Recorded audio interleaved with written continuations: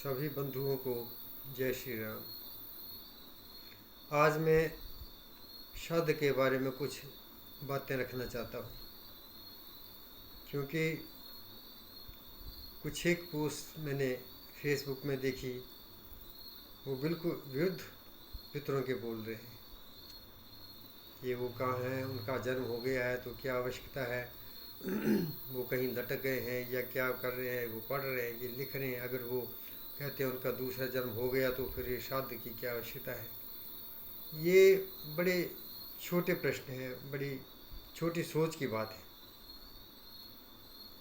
तो मैं ये बताना चाहता हूँ कि श्राद्ध क्या है, वह इसको क्यों किया जाता है।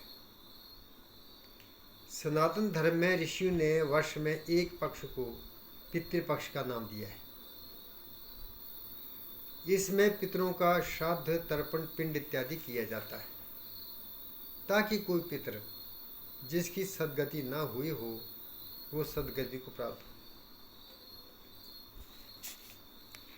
और उनकी शांति के लिए ही पिंडदान और अन्नदान इत्यादि किया जाता है।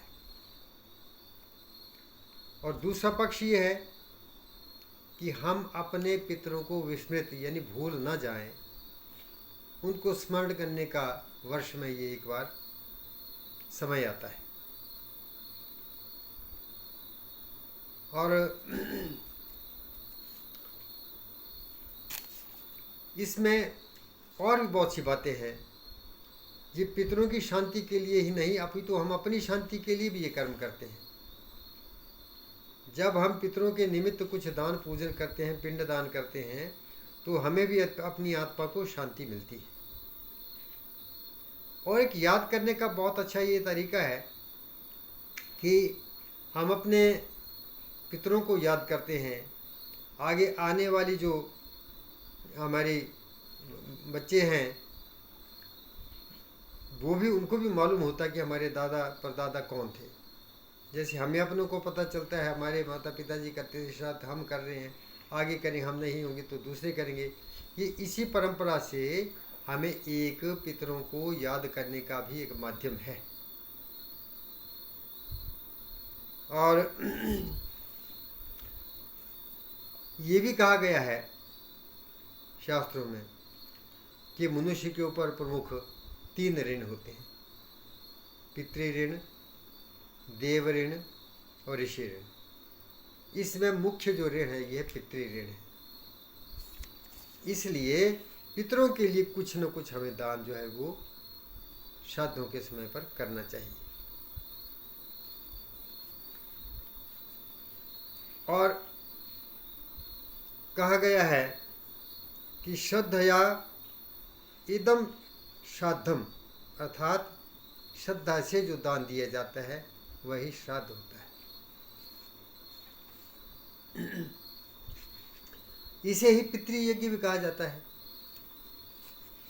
तो पितरों के निमित्त हमें अवश्य, जिसको हम कन्यागत भी कहते हैं, कन्यागत अर्थात जो आश्विन मास में जो श्राद्ध वगैरह आते हैं, पक्ष आता है श्राद्धों का, उसे कन्यागत भी कहा जाता है। तो एक वेदों में क्या कहा गया है कि पुनन्तु मां पितरः सौम्यासः, पुनन्तु मां पितामहः, पुनन्तु प्रपितामहः, पवित्रेण शतायुषा विश्वमायुः। यानी पितर परिवार की प्रसन्नता देकर प्रसन्न होते हैं। ये यजुर्वेद का मंत्र है कि सौम्य पिता मुझे पवित्र करें, सौम्य पितामह मुझे पवित्र करें, सौम्य प्रपितामह मुझे पवित्र करें, जिससे मैं 100 वर्ष की आयु तक जीऊँ और सामर्थ्यवान बनूँ और मंगल होता रहे। तो इस प्रकार ये मंत्रों का भी यहाँ पर विशेषता है। और अपने पितरों के निमित्त जो पिंडदान किया जाता है, इससे पितरों का उद्धार होता ही है, अपना भी साथ में उद्धार होता है। और ये भी हमें देखना चाहिए कि जिन हमारे पितरों ने, जिन हमारे पूर्वजों ने, जिन हमारे माता पिता जी ने हमें पाला पोसा है, अगर उनके निमित्त पिंडदान करेंगे, थोड़ा सा अन्नदान कर देंगे तो कौन सी बड़ी बात हो जाती है। घर लूट करके तो कोई देता नहीं है। तो ये सोच से इससे हमें हटना चाहिए, और हमारा सनातन धर्म है तो हमें ये एक शोभा देता है। और इससे हमारी आयु बढ़ती है, मन में प्रसन्नता आती है।